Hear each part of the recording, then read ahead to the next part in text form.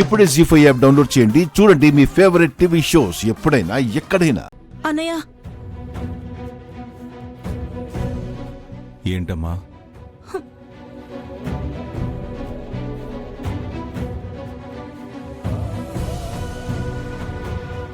చూసావా అన్నయ్య? చూసావా? చూసి కూడా పట్టి పట్టినట్టు ఎలా వెళ్తుందో. ఎవరు?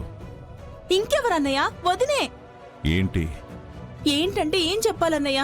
నవమాసాలు మోసి కన్న తల్లిని నేనొకదాన్ని ఇక్కడున్నానా? చిన్నప్పటి నుంచి నా కొడుకి మంచి చెడ్డలు చూసుకుని వాడి బతుకుని బంగారంలా తీర్చిదిద్దిన మావయ్యవి నువ్వు ఇక్కడే ఉన్నావా?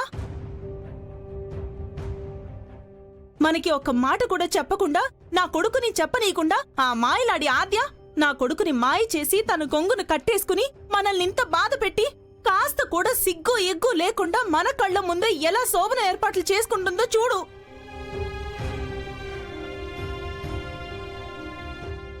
ఏమో పద్మా, పెళ్లి చేసుకున్నారుగా, శోభన ఏర్పాట్లు చేసుకుంటే ఏంటి, చేసుకోకపోతే మీకేంటి? అసలు వాళ్ళతో నీకు పనేంటి? అదేంటమ్మా అంత మాట అంటావు? అసలు నేను ఆ పెళ్లినే పెళ్లిలా చూడడం లేదు. ఆ ఆద్యని కోడలుగా అస్సలు చూడడం లేదు. అలాంటిది వాళ్ళిద్దరికీ ఈ వదిన గారు తగుందిరమ్మా అని శోభన ఏర్పాట్లు చేస్తే తల్లిని నాకెలా ఉంటుంది?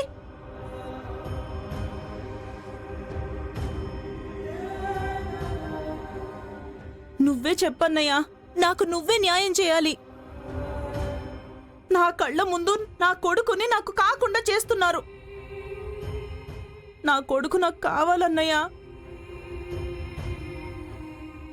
నేను చెప్పడానికి ఏముందని నన్ను న్యాయం అడుగుతున్నావు పద్మా?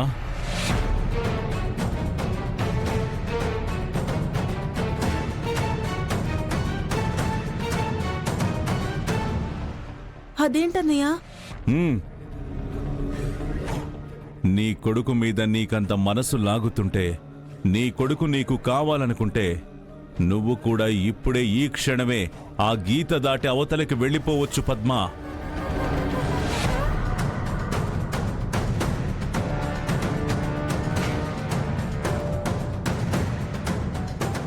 అంత మాట అంటావేంటన్నయ్యా నువ్వే?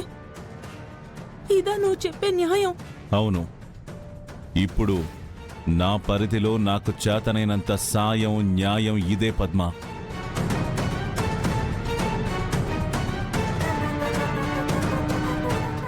నన్ను కాదని పెళ్లి చేసుకున్న వాళ్ళిద్దరూ నా దృష్టిలో ఎప్పుడో చచ్చిపోయారు.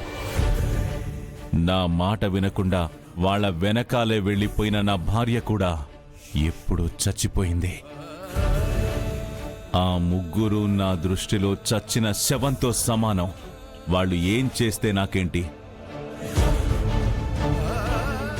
వాళ్ళ విషయాలు నాకెందుకు? బ్రతికున్న వాళ్ళ గురించి, నాకు సంబంధించిన వాళ్ళ గురించి నీకేమైనా సమస్య ఉంటే చెప్పు. ఇప్పుడే ఇక్కడే నీకు న్యాయం చేస్తాను.